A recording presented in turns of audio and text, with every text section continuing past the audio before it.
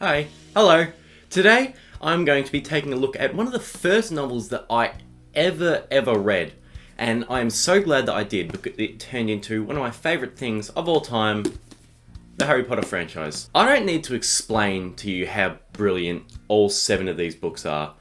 They are just some of my favourite books of all time, and the movies I love nearly as much.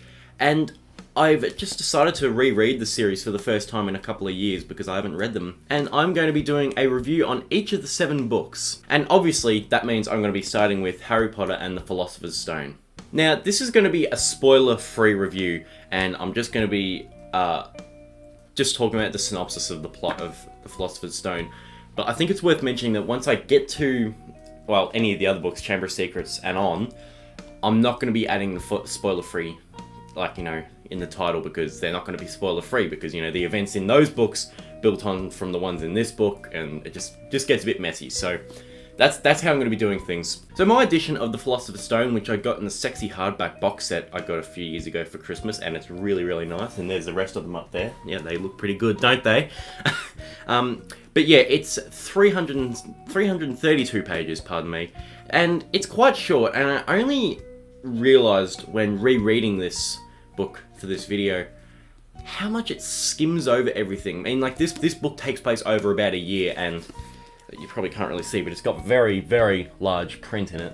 It's really funny because you see books like this and the Order of the Phoenix, the one in the yellow, the thickest one, they all take place over the exact same amount of time. So it's really interesting to see how that all develops. Now, I don't need to give you a plot synopsis of this because it's Harry fucking Potter, but I will anyway. This book is about a 10-year-old named Harry Potter living with his abusive aunt and uncle and their dipshit son.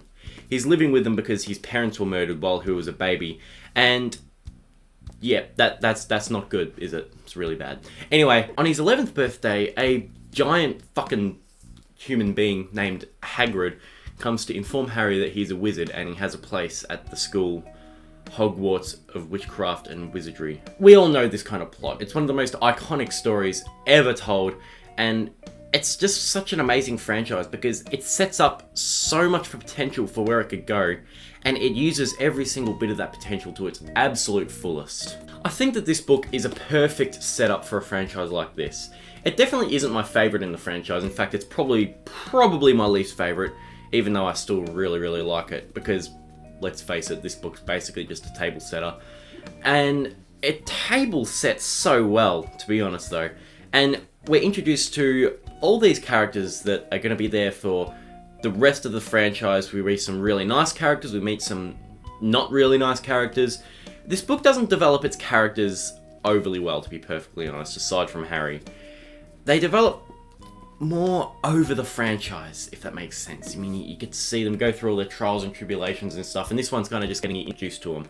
And I just think that the idea of having them go through each book as 1 year of school of them is so genius, because in that age of their life, or that time of their life, the period, they're changing so much each year, and it's just really fun to watch. Now, what I'm about to mention is something that might just be me, and because it's a funny thing, because it doesn't take away my enjoyment of the book, so I'm not going to consider it a flaw, but it's just that, at least in this book, compared to the others, the writing is kind of dry. It just doesn't really do anything when you're reading it, and you don't feel overly much. I finished actually reading The Half-Blood Prince last night, and I'm reading it, and I'm just like, it's just so, I don't know how to describe it, but it's just so much more colourful than this book. And it doesn't bother me, because it is, like, it's straight, it's simple, it's easy to follow, and it doesn't hinder my reading experience. But I just thought I'd point it out, because it is kind of something on the reread. I was like, and that's okay, because, like, it can ease non-readers into reading it without having to think about whatever it's saying too much, without full of, ambiguities and mysteries here and there. This book gets a straight 80% from me. The way it builds the world around you is incredible, and it makes what could be an extremely messy and strange concept so simple. It doesn't get any higher because, as I said, it is slightly dry and more bare bones to the rest of the books in the franchise, but it is such a good introduction, and it's basically kind of like, yeah, as I said, a table setter. Okay, that's all for today. I hope you enjoyed it, and I'll see you all next time. Bye.